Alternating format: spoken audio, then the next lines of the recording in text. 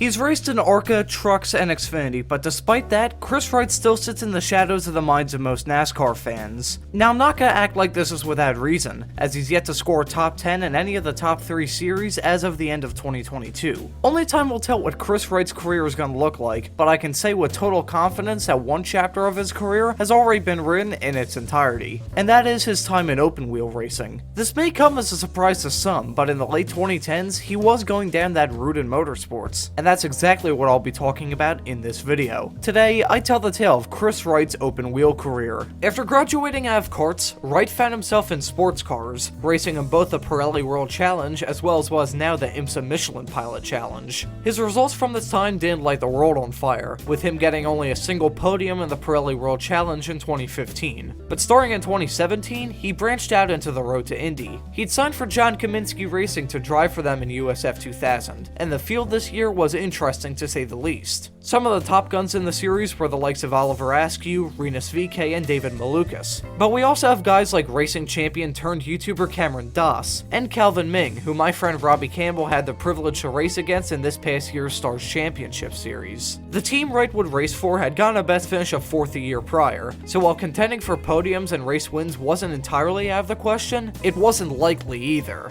But even taking that into mind doesn't soften the blow of what would happen this season. Testing at the Homestead road course prior to the season itself wasn't that good, as Wright finished 13th, 14th, 18th, 16th, 12th, and 10th in all 6 preseason testing sessions respectively. That doesn't sound too bad until you realize that there are at most 21 cars in most of these sessions. It wasn't a good start to the year, but things weren't about to get any better. He wouldn't turn a lap in first practice at St. Pete, and it would cost him dearly in qualifying. Qualifying in 18th, he'd be 3 seconds off the pole time, and 1.3 seconds off his 17th place. The state of affairs for race 2 weren't much better, as although he qualified 1 place higher in 17th, he'd finished the race 1 lower, getting 15th at the checkered flag. The St. Pete weekend was pretty rough, but things weren't about to get any better. However, the next race weekend started off decently, as Wright would start 17th and finish 13th in the first race at Barber Motorsports Park. This would end up being his best ever finish in the series. However, things went downhill in race 2, as he'd be the last car on the lead lap in 19th, which was certainly disappointing considering he had started the race in 15th. Indianapolis would see his best 2 starts in the series, with Kris qualifying 13th and 14th in the 2 races respectively. Unfortunately, these decent qualifying results wouldn't convert into decent race results. He would get taken out in a first lap crash in race 1, and would finish 17th in race 2.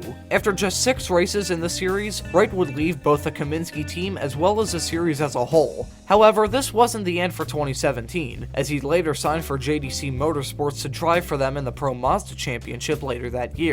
He'd raced 7 times in the series that year, where he scored 5 top 10s, 1 top 5, and a best finish of 5th coming at race 1 in Watkins Glen. Besides that, however, there wasn't much to talk about from his time in the series in 2017. 2018 would see Kris Wright stay in Pro Mazda, this time with BN Racing. There really wasn't much to discuss from this year either, so I want to review this season a bit differently. I think it's best to lay out who we should compare his performances with, his teammates. We've got David Malukas and Charles Finelli competing in most of the races for the team, but we also have Toby Sowery, who drive Wright's car in Road America. I think we'll start on a positive, by comparing him with Finelli. Wright would have the better highest finish this year, with Wright getting a best finish at 5th compared to Finelli's best of 6th. And despite Finelli starting 4 more races than Wright, he'd only outscore him by 33 points. I want to get that squared away first, because the rest of the comparisons I'll give ain't a bed of roses. Malukas finished 4th in the championship, won 3 races and had another 4 podiums on top of that. Not much to discuss here, but the comparison that had to have hurt the most was with Toby Sowery. Toby had 3 days of testing before jumping into the car at Road America, where he'd go on to finish 2nd in the 2 races that weekend, right behind teammate Malukas, who got back-to-back wins. In far less time, with far less experience, Toby would finish better than Wright ever did in his Pro Mazda career. After back-to-back 10th place finishes in Mid-Ohio, Kris Wright would never race in any Road to Indy series again. However, the story wouldn't end there, as in 2019 he'd race in British Formula 3, where he would have an atrocious year. While his teammates won races and were towards the top of the standings, Wright finished last of all full-time competitors, and only got a single top 10. He was going to to race in the Euro Formula Open Championship in 2020, but after the pandemic, he switched his attention to stock car racing. Public opinion about Kris Wright isn't kind to say the least, and I don't think it'll change after people watch this video. Kris Wright may be a good guy off track, but even the happiest optimist can't say he had a good career in open wheel racing.